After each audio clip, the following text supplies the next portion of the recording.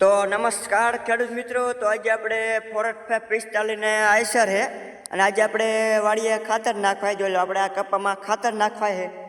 આપણે 10 ઉરિયાના ઠેલા લઈને આવ્યા છે અને હું તમને બતાડું તો આપણું પેલા ફોરેટ 45 આઈસર કિંગ જોઈ લો મિત્રો.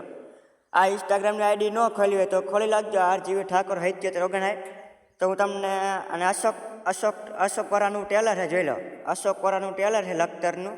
કંઈ ઘટે નહીં. આપણે ઉરિયા ઝીણો દાણો છે મિત્રો, કંઈ ઘટે નહીં. જોઈ લો, આપણે ઝીણો દાણો ઉરિયાનો છે અને આજે આપણે 10 ઠેલા છે. જોઈ લો મિત્રો, 10 ઠેલા ભરીને આવ્યા છીએ અને 8-10 આ જાય છે. જોઈ લો મિત્રો, આપણે કપામાં લાખનું ચાલુ છે. આપણે ગામ ગોદાવરીમાં વરસાદ સારામાં સારો પડી ગયો છે. જોઈ લો મિત્રો, ફૂલ વરસાદ છે.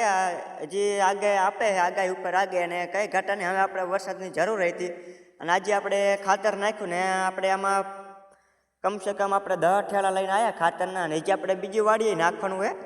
અને જોઈ લો મિત્રો, હું ખોટું ન બોલતો. જો આપણે ઉરિયાની ઠેલી જોઈ લો, 10 ઠેલી ભરીને આવ્યા છે અને આપણે છેલ્લા 8 વાગ્યા હતા. એ પહેલાં 8 વાગ્યા પહેલાં આપણે ખેતરમાં પહોંચી ગયા છે અને 8-10 જોઈ લો આપણો ભત્રીજો હતો ને, જોઈ લો અહીંયા એ હતા ને ખાતર નાખે. આને આપણે મિત્રો આપણે વિડીયો લેવી જ છીએ ફેસબુકમાં. એ મત કહેતો હોય આઈસર જોઈ લો. આજે એને આપણે ખાતર નાખવા વર્ગાડ્યો છે. જોઈ લો, જાય છે ને ફૂલ બાકા ચીકી બોલાવણી છે. આપણે 8-10 ઉપાડે એટલે કંઈ ઘટે નહીં. અને હમણાં મિત્રો લગભગ 3 કલાકે ન થાય. 10 વીઘામાં 3 કલાક તો નહીં કરવા દઈએ, કારણ કે ખટકો રાખ્યો એટલે આવી જાય. અને ખાતર નાખી ફૂલ બાકા ચીકી બોલાવી છે. તો મિત્રો હે ને મને કોમેન્ટમાં જણાવજો કે કયા કયા ગામમાં વરસાદ છે, તો આપણને પણ ખબર પડે કે કયા કયા ગામમાં છે.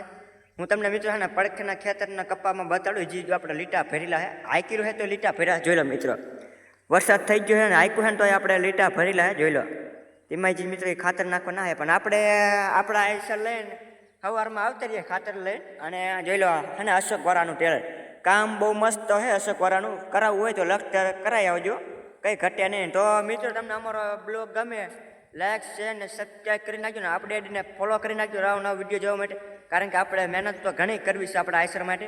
તો જય માતાજી મિત્રો.